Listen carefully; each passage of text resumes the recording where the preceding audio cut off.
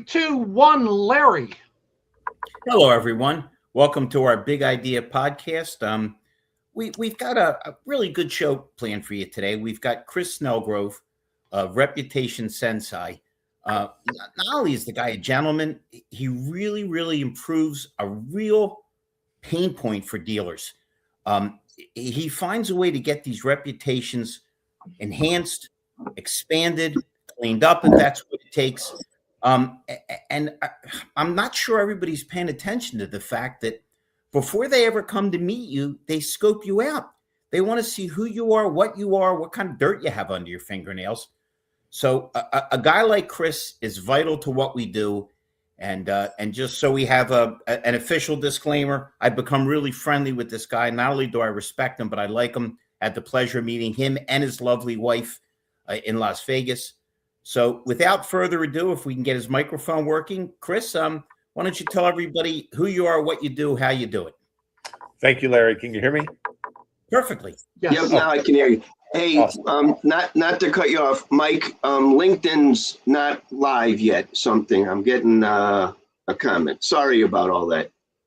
No, on my end, it's good. Okay. I just got a text from Abdul saying that the LinkedIn, I just want to make sure that it's taping.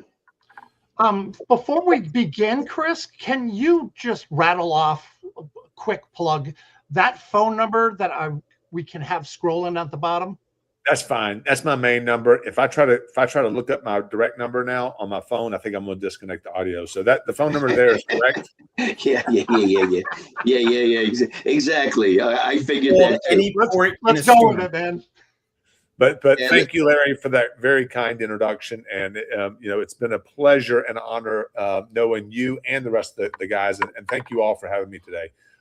We had a good visit in Las Vegas. That was a good time. It was good seeing everybody last month.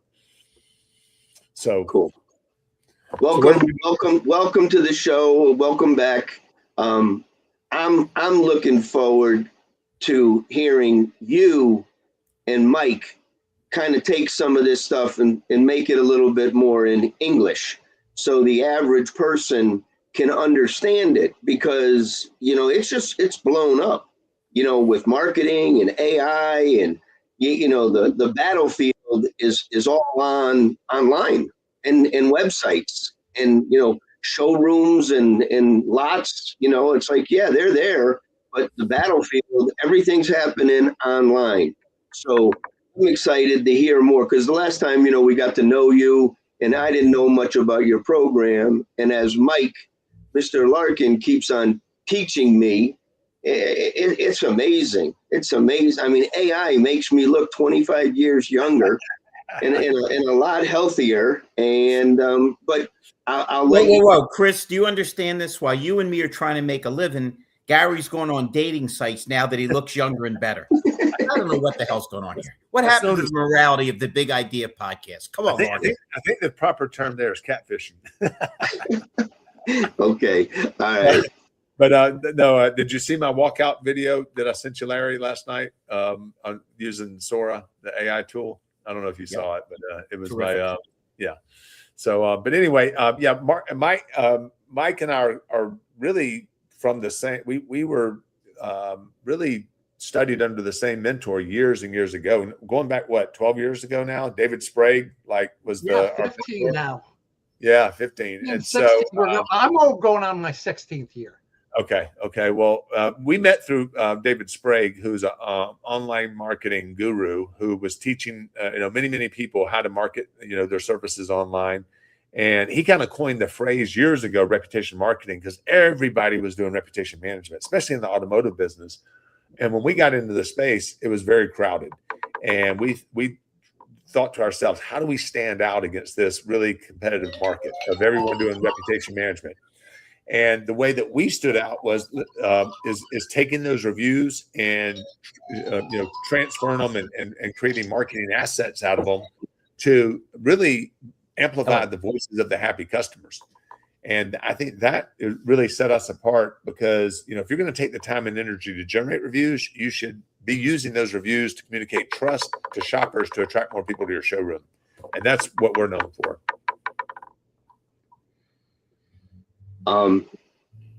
Now, really quick, can you explain to our audience the difference between reputation management, which they still use?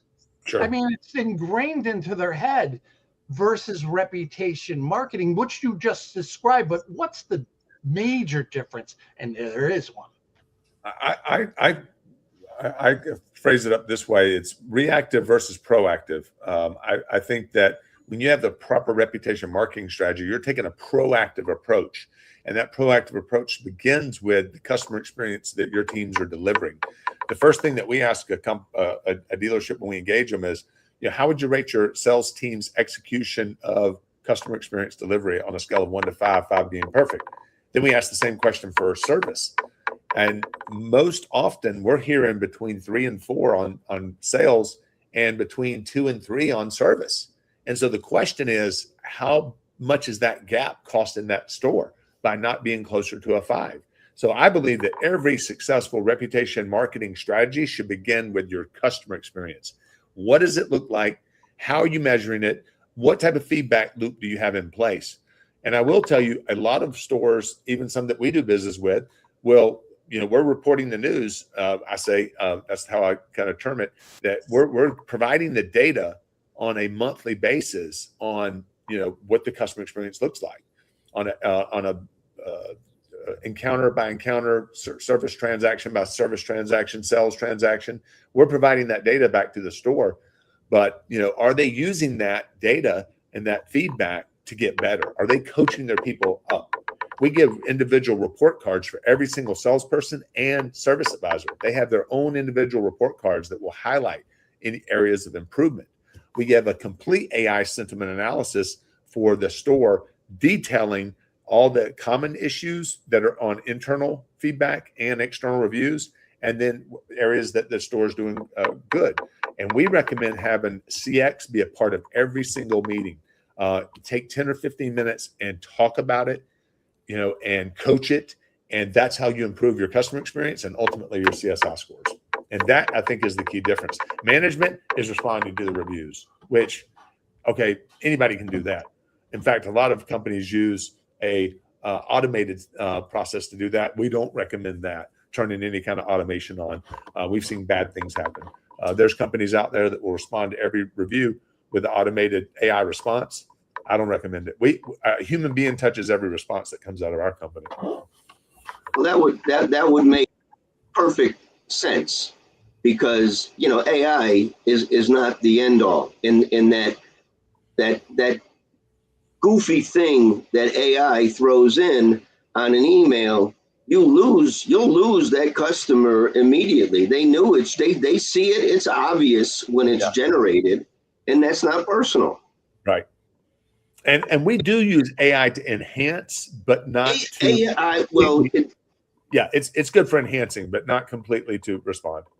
Well, it's perfect example is what I'm doing with my marketing in AI. I get sometimes there's goofy stuff that come out, and I say, do I want to continue to work it, or do I want to just post it?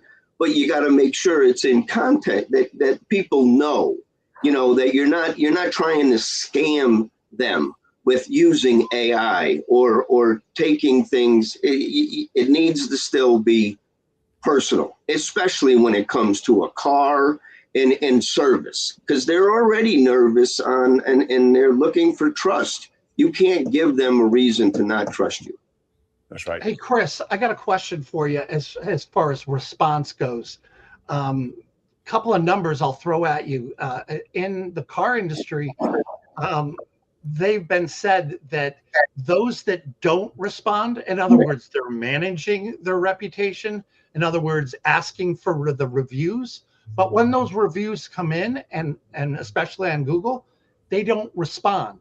It's costing them 30 to 35% loss, because it's not the person that wrote the review that you're asking for the review.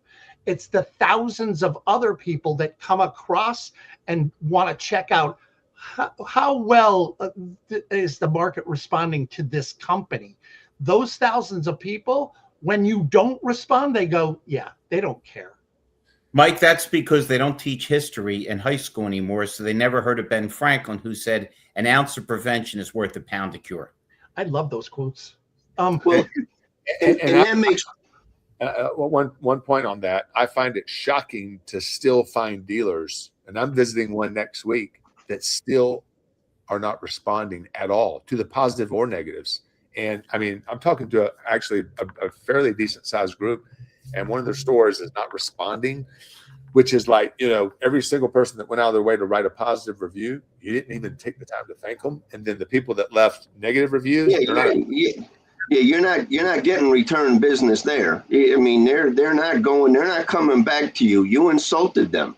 And more importantly, the people that are looking at it are that's the whole market that's looking at your rooftop as far as, am I going to connect with them? Am I going to engage with these guys? They didn't even say thank you for this nice review that was left for us, or they didn't make it right with this person who's flaming mad and left them a review. They just don't even know or Michael, care.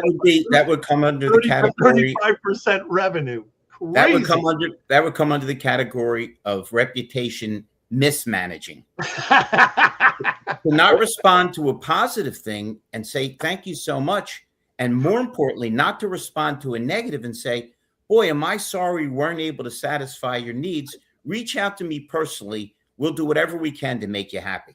This is not a complicated concept. But hey, Chris, I guess we should be glad that they're not a 911 or an emergency response center, right? You have a lot of dead people.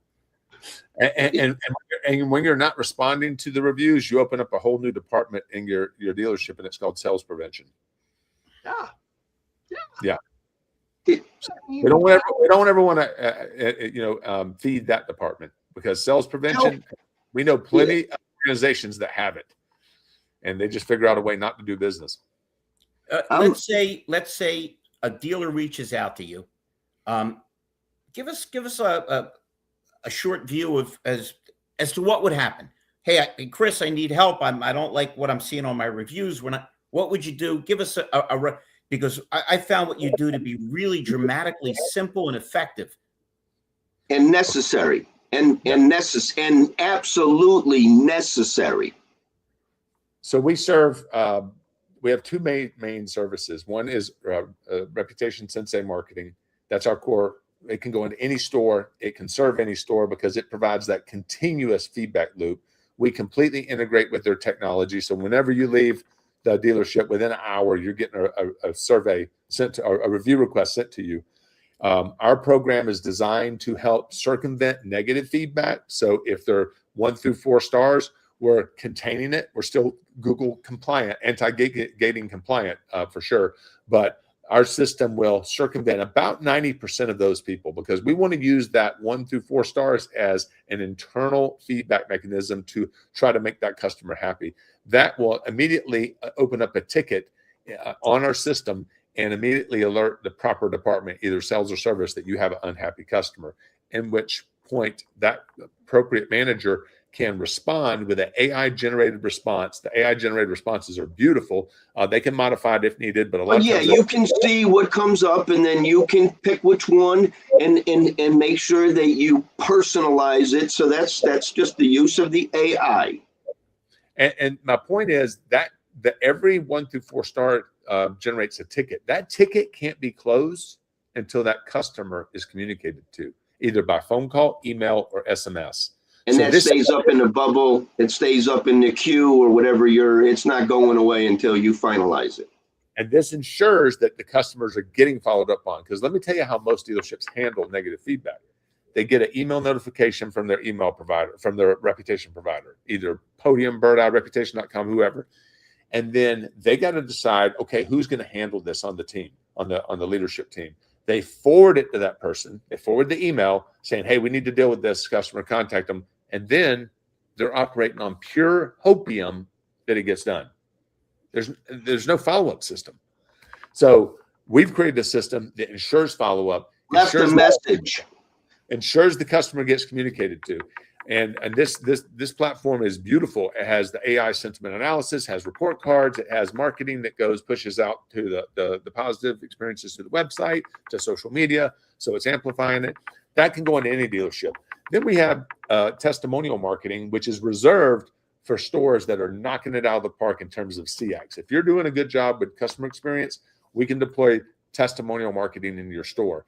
They're in the show. They're in the community. They're very visible. They're wowing customers and yes, they're raving fans. The only thing they're not doing is capturing it with a testimonial. So we go into those particular organizations, those stores, and we train a process. The testimonial app is the technology, but we have training that backs it up, and we train the salespeople how to get a customer to feel comfortable in front of the camera.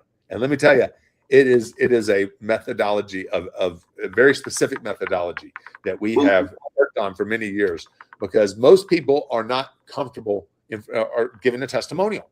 Because if Larry does a wonderful job in his classes. So Larry is able to coach those, and he's not twisting their arms. And that's what it is. It's talking in common language that customers appreciate. Right. Yeah. And that's the key is getting your customer to feel comfortable, because the last thing we want to make the customer feel at any point is to feel uncomfortable or feel pressured to do something. So we have a very specific technique in which we train the salespeople on how to interview the customer in front of the camera. The salesperson is typically involved, because most customers think if they have to give you a testimonial, you're going to stick a camera in their face and say, "Hey, Larry, you to open up with your name, the name of the store, what you purchased, what you like best, and hey, mention my name at some point. Go." Yeah. They're like, whoa, slow down, pal. Well, and it's pressure, and it's they're having to perform in front of the camera. If we teach an interview style where we get the salespeople comfortable with that interview process, they introduce themselves, they introduce the dealership, the customer, the vehicle they purchased, thank them, and then ask them 3 or 4 pointed questions, and then they have a outro. That's it. In and out in less than 60 seconds. And it's very powerful. Here's amazing. I just thought something too. There's a back end benefit to this, because if you hear what Chris just said, he said we don't ever want the customer to feel uncomfortable or feel pressured. In a back way, while you're trying to get reputation managed for the next deal, you're showing them how to make the current deal. Because the more they understand customers should never feel uncomfortable or pressured, the better. So here's yet another benefit of working with Chris and his company. Well, here's a point. Thank you. CSI. So I'm kind of, what was it? In the 90s, right? Everybody wanted CSI. Honda, Toyota, CSI. So now we used to train on that. And that art has gotten lost. And the transition over the last 20 years has gone to CSI is no, everybody needs to learn how to use a camera in a car dealership. The marketing today, the salespeople, the best dealerships today have given their salespeople the guidance to start using social media and start posting and start using all that and being human. So your training is teaching them how to teach their customers that if you're comfortable with us, this is our goal. And then all of that data is now gold, is now easy videos that the salespeople can use with more feedback. Is that, hey, don't take my word for it.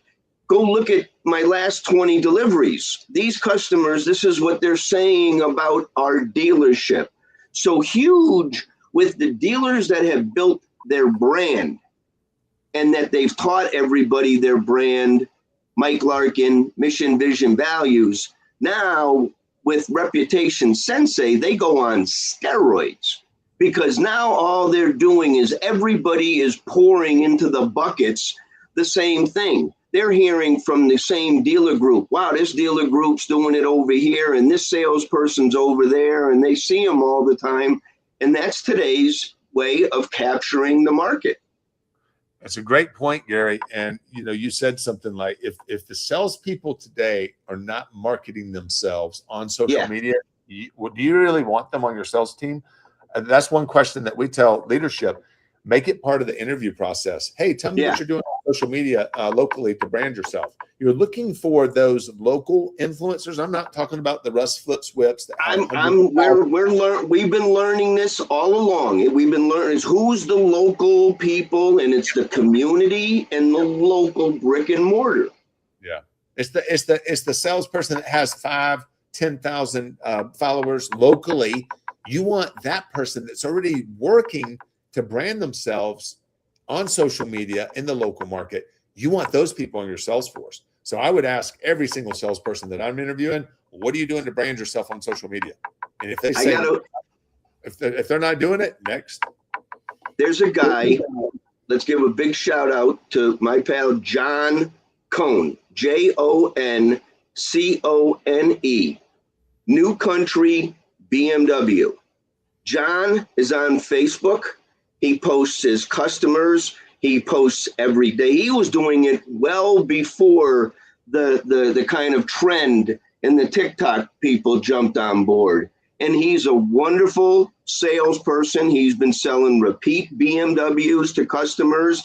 He's a part of the local community. And that's exactly what dealers need to have more. And you need to have a couple inside your store doing it. And it's being proven by dealers all over the place now. You're seeing some Ford dealers are going 10-1 used to new. And what they're doing is they're building their people as local celebrities. And so I'm thrilled because now I understand it. 20 years ago, no one was invited into those conversations. That was always held by the owner and a few others, and you were never able to learn how the market. They would come in with their reports and make them buy different, marketing.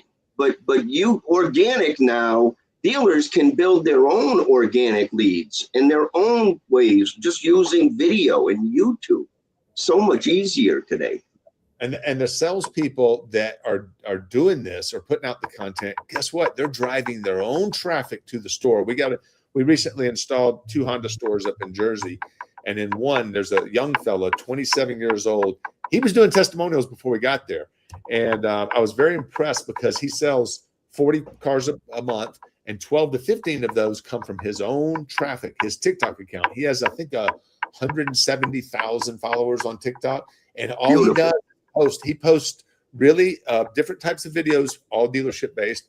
One of the ones, surprisingly, that had the highest count was he was pressure washing a customer's mats off in the detail area. I don't know why it got all the hits or the views, but it had hundreds of thousands of views. And it's so fun. But here's how he would get a testimonial. He walks outside. He doesn't even ask the customer. He puts them in the car. The door's open. They get behind the driver's seat. They're smiling from ear to ear. And he whips out his phone and he starts filming. And they look at him and he goes, "What do you think?" And they're happy. He starts asking them questions and they're smiling and they're in probably the best state that they could possibly be in. Yeah. They're just right there.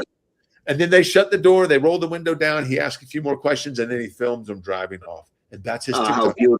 How beautiful is that? Yeah, 170,000 followers.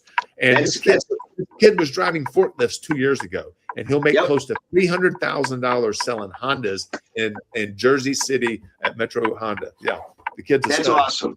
Those are and there's a lot of those stories that can be shared. And the dealers that embrace this, I mean, they start having contests and they start. I mean, that's cool because, we were always in the 90s trying to build teams and create morale and lift everybody up. Now, it's lifting everybody on social media. Go right ahead. You know the secret on that, right? Why they smile when they get in the car?